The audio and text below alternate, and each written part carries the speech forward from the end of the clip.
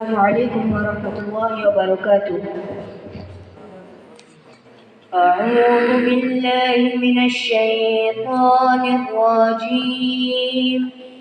بسم الله الرحمن الرحيم. قل أعوذ برب الناس ملك الناس إله الناس من شر الوسواس الخناس الذي يوسوس في صدور الناس من الجنة والناس. صدق اللہ العظیم. تم کہو میں تمام لوگوں کے رب کی پناہ لیتا ہوں، تمام لوگوں کا بادشاہ، تمام لوگوں کا معبود، بار بار وسوسہ ڈالنے والے، چھپ جانے والے کے شر سے جو لوگوں کے دلوں میں وسوسے ڈالتا ہے، جنوں اور انسانوں میں سے. محترم دوستو، ہر صورت کے نزول کے کچھ اسباب ہوتے ہیں، یعنی کہ وہ اشخاص، حوادث یا واقعات جن کے متعلق قرآن کی کوئی صورت، آیت یا آیات نازل ہوئی ہے. اس صورت کی شان نزول کے بارے میں اہل سنت والجماعت کی تفاسیر میں آیا ہے کہ ایک یہودی نے حضور اکرم صلی اللہ علیہ وسلم پر جادو کر دیا. آپ صلی اللہ علیہ وسلم بیمار ہو گئے. اس موقع پر حضرت جبریل علیہ السلام معوذتین یعنی سورہ فلق اور سورہ ناس لے کر نازل ہوئے. تو آپ صلی اللہ علیہ وسلم نے اس جادو کے گرہوں کو کھولنے اور ہر گرہ کے لیے معوذتین میں سے ایک آیت کی تلاوت کا حکم دیا. جب تمام گرہیں کھول دی گئیں تو آپ صحت یاب ہو گئے. اس سورہ کا نام سورہ ناس ہے. اسے معوذہ اور مشقشقہ بھی کہا جاتا ہے. یہ سورت مکی ہے.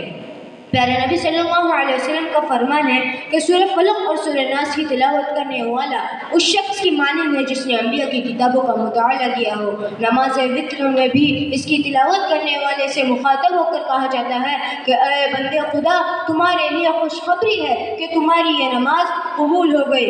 نبی صلی اللہ علیہ وسلم نے ان دونوں صورتوں کے ذریعے امام حسن اور امام حسین کو دم فرمایا.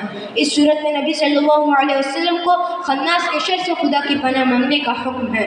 قل اعوذ برب الناس.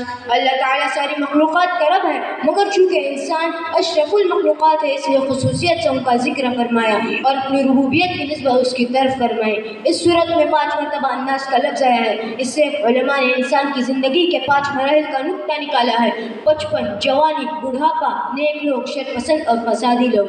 ملک الناس یعنی لوگوں کے کاموں کی تدبیر فرمانے والا ہے. سب کا حقیقی مالک و حاکم اللہ ہی کی ذات ہے.